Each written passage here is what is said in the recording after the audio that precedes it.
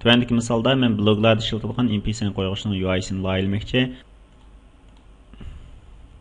Yandan bir hüccət quraman.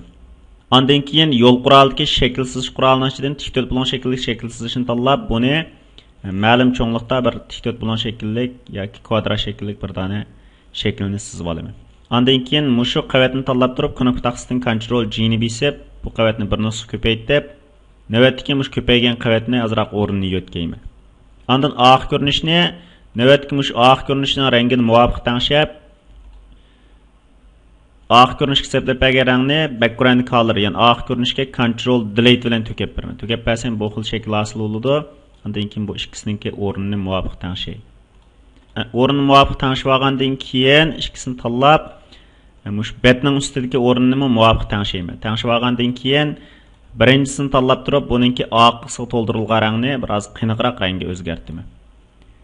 Ondan keyin ikkinchisi oq holatda turaversin. Bu ikki qavatni tanlab turib, pastga sersam, mayada yangidan ko'paytirish buyrug'i va kopiya qilish buyrug'i. Mush ikki qavatni teng ko'paytirib berdi. Ko'paytirib bergandan keyin bu ikkisini knopka taqsidan Ctrl E bilan biriktirib o'taman. Biriktirib o'tib, hozir bu bir shakl altida, ya'ni yo'l quralining shakli altida ikkisi birikkan bo'ldi. Men buni mush qavatning ustida mousening o'ng knopkasini chekib chiqqan tizimlikdan qavatga aylantirib o'tish, ya'ni shaklni rasm qavatga aylantirish degan buyruqni berib, rasm qavatga aylantirib olaman. Buni ostiga aytishdim. Yetishgandan keyin mousening o'ng knopkasini mush qavatning ustida chekib, unum berish turidan bunga bir ko'langi beraman. Ko'langining keyin miqdorini biroz cho'ngaytiraman. 90 gradus qilib bekitdim, jazmlashtiraman. Jazmlashtirgandan keyin bu xil shakl chiqadi. Ondan keyin men mousening o'ng knopkasini mush qavatning ustida chekib turib, navbatdagi qavatningki unumini rasm qavatiga qo'shib o'tish degan buyruqni ijro qilaman. Bu chaqda bu bir qavat bo'ladi, ma unum. Ondan keyin men o'chirgich qurolini ilib, buningki offsidesni o'ziga tangshab, ondan keyin o'chirma bu orliqlarni. Keyin o'chirdim, mana bundaq o'chirdim. O'chirib o'tgandan keyin, ondan keyin o'chirgichning offsidesini sal muvofiqlashtirib, taxminan 55 atrofida qilaylik, 55 qilib, ma'arliqdan daq o'chirma. Ondan offsidesni 100 qilib, bu orliqni o'chiray. Bu xil shaklda bir unum hosil qilaman. Ondan keyin yo'l quralining ichidagi shakl tanlashdan bu yerga bir shakl tanlayman. Buni oldim, knopka taqsidan shiftni bosib turib, bu yerga ekelaman.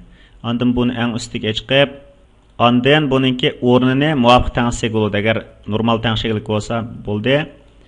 Yana shu shakl tanlash qurolining ichidan ovozninki ko'rinish shaklini oldim, bu yerga ekeldim. Buningki ichiga to'ldirilgan rangni oq rang qilmasdan marang oldim. Ondan shakl tanlash qurolining ichidan tik to'polon shakllik shaklni ilib cho'ngliqda olaman. Masalan, egizlik 3 bo'lsin. Ondan keyin buni knopka taqsidan Ctrl G ni bosib turib bir nusxa ko'paytiraman. Ondan knopka taqsidan Ctrl T ni bosib o'zgartirish oldiga o'tgandan keyin mayonga kichiklashsam bo'ladi. Va yoki bo'lmasa, mush hozirgi tanloqliq narsaninki kengligini 55 qilib qo'ysam bo'ladi. 55 qildim.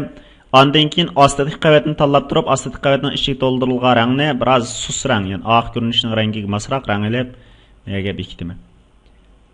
Ondan bu ikki qavatni birlikda tanlab, bu yerga ekelaman. Biroz cho'ngib ketdi. Cho'ngib ketsa, buni Ctrl T bilan har ikkili qavatni biroqlam kichiklataylik. Kichiklatdim, jazmlashtirdim. Jazmlashtirgandan keyin yana shakl tanlash qurolining ichidan layihalash knopkasini ilib, buni mayaga bekitaman. Shift knopkasini bosib, muvofiq cho'nglikda ichiga to'ldirilgan rang o'z paydiga turaversin. Buning o'rnini tangshab qo'yay, sal ustigroq bo'lsin, mayagroq bo'lsin. O'rnini tangshidim. Ondan keyin buning qo'yilish talchisini layihalash. Qo'yilish talchisini o'xshashlam tik to'polon shakllik shakldan birini oldim. Ichiga to'ldirilgan rangni bu xil rangga tanladim. Ondan buni yo'tkab mayaga keldim. Ekelgandan keyin knopka taqsidan Ctrl G bilan bir nusxa ko'paytib, buningki umumiy kengligini 25 qilib qo'yay. Ostidagisininki ichiga to'ldirilgan rangni o'xshashlam oq ko'rinishning rangiga mos rangga yo'tkitay. Yo'tkitgandan keyin bu xil shakl hosil bo'ladi. Shaklsiz qurolning ichidan ellipse qurolini tanlab, bir chambar sizman, chambarni 9px da 9px holatida sizay. Ichiga to'ldirilgan rangni o'xshashlam bu xil rangda oldim. Ondan keyin buni o'rnini yo'tkab mayaga keldim.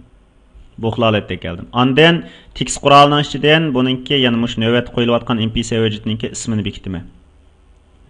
Bu yerga yurtim deb yozay, yurtim. Xat nusxasini tanladim. Muvofiq xat nusxasini tanlay.